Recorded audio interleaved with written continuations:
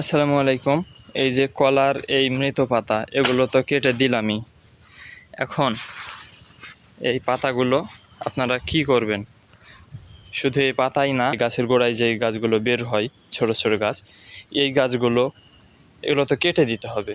এই কলার এই যে মৃত পাতা, এই পাতাগুলো এগুলো তো কেটে দিতে হবে। তো এই পাতাগুলো কেটে দিয়ে, এই গাছগুলো কেটে দিয়ে, এই যে এই কলার এই মাতৃ গাছ, এটা তো এখনও কলা আসেনি, কিন্তু কলা আপনি হারভেস্টের পর যে এই গাছটা থাকবে অবশিষ্ট, সেই গাছটা আপনি কি করবেন? সেই গাছটা এই যে এইভাবে বাগানের মাঝে মাঝে এইভাবে এখানে, তারপরে ওইখানে, ওই যে ওই সাইডে আরও আছে, যে দেখায় আপনাদেরকে, যে এখানে, ওই যে সামনের ওইখানে, তারপরে এভাবে মানে মাঝে মাঝে রেখে দিবেন। তাহলে আপনাদেরকে খুব একটা কষ্ট করে আপনি মানে খুব কষ্ট করে বাগানের বাইরে নিয়ে যাওয়ার দরকার নেই। আপনি এইভাবে রেখে দিবেন। যে এটা কেটে দিই। তো বাগানের এই যে এগুলো এইভাবে রেখে দিবেন, মানে এক জায়গায় করে রাখবেন। তাহলে আপনাকে কষ্ট করে বাইরেও নিয়ে যেতে হবে না, শ্রম কম লাগবে, সময়ও কম লাগবে। মানে কেটে এইভাবে রেখে দিবেন, বেশ কয়েক জায়গায় রাখবেন। তাহলে এগুলো কি হবে, কেন বলছি এই কথা, এগুলো কি হবে আপনাদের এগুলো পরে আপনাদের অনেক মানে কাজে দিবে। এগুলো সার হিসেবে আপনি ব্যবহার করতে পারবেন। এগুলো আপনি তুলে নিয়ে যখন একবারে পচে যাবে, কাঁচা অবস্থায় না, যখন একবারে পচে যাবে, আমাদের এগুলো তো পচেনি, যদি পচে যায় তাহলে আমরাও সেটাই করব।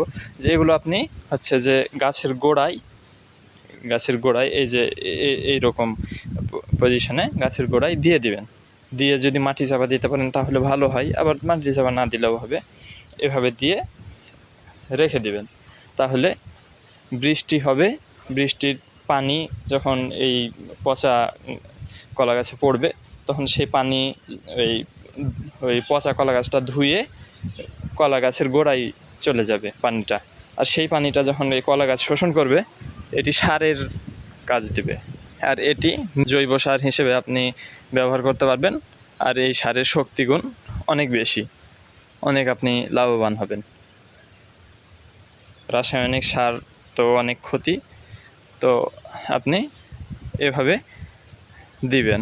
মানে উচ্ছিষ্টকে আপনি মানে আপনার কষ্ট করতে হবে না, আপনি একটা ব্যবহার করলেন জিনিসটা, এই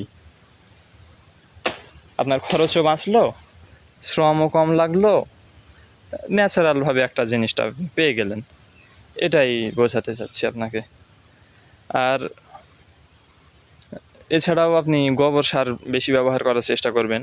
তারপরে যখন কলার মোচা পড়বে, তখন আপনি জমিতে খোল ভেজানো পানি বা খোল পচা পানি, খোল কিছুদিন ধরে পচিয়ে রাখবেন অথবা গুঁড়া করবেন, করে গাছের গোড়ায় দিয়ে দিবেন। খুব ভালো কাজ দেবে এগুলো।